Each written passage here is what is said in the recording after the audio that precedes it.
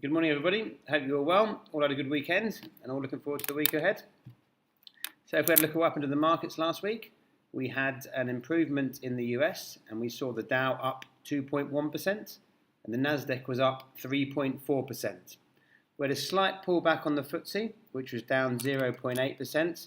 On the back of that, went up last week with the States being down. The Nikkei was up marginally at 0.6%. And we saw China pretty much flat on the week. We also saw Germany up 3.8%. So overall, a positive week on the markets. On the currency side of things, we saw the euro against the US dollar remain fairly flat for the week. That's at 111. We saw sterling improve against the US dollar. I think you know that have been listening regularly that I'm quite confident that we're going to see sterling continue to improve against the US dollar. 146 is where we're at now. We had a flat week with the Aussie dollar and the US dollar. That's sitting at 139.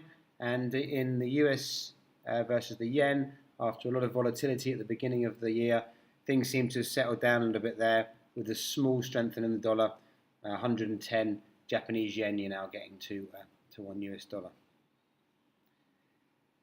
So if we look at the bundle of four, we would have seen a 2.4% increase versus a 3.4% in the Nasdaq.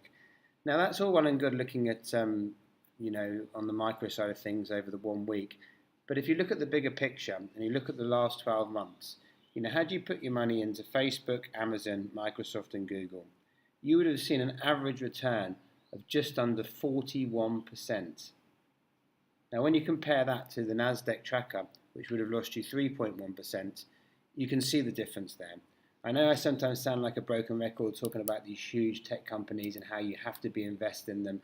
But any of you guys that are out there that have made more than 40% in your portfolio, send me through an email and I'll gladly send a bottle of wine or champagne your way. So a couple of themes I want to talk about very briefly. Obviously technology, I'm very bullish on and probably will continue to be on the bigger companies.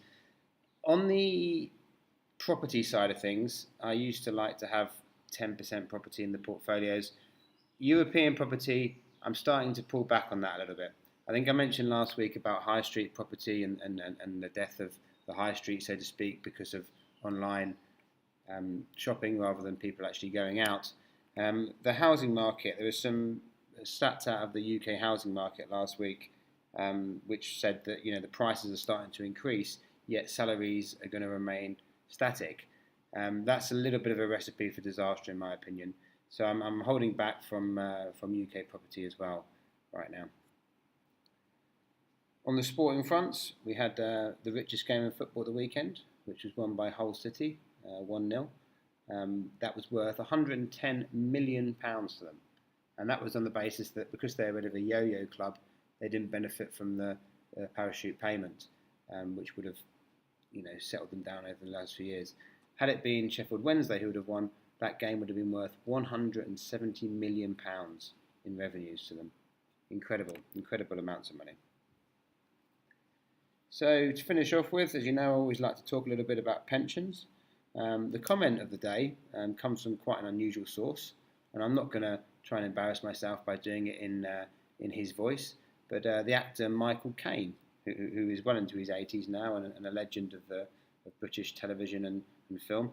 And one of his comments, very, very simple: save your money.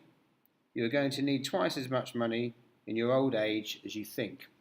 Now, whilst that may seem like a very, very simplistic comment, when that feeds into another fact that came out this week, that people are saving on average only 4% of their income, which is the lowest on record. If you compare that to the late 90s or 20 years ago, people were saving 16% of their salary. Now they're saving 4%. There's a definite culture shift in the millennials and the way that they spend their money and the way that they save their money. So, I think we are getting to a situation where if you're not going to look after yourself, no one else will. So you need to make sure that you've got yourself in a position where you know how much you're saving and you've got that put away somewhere safe for future. Because when you retire, like Michael says, you'll probably need twice as much as you think you will, and you certainly don't want to be worrying about money in those years where you want to be relaxing and enjoying yourself. Well, have a good day, everyone. As you can probably guess by my attire, I'm actually off for a round of golf today. All business, though, of course. Have a nice day. Bye.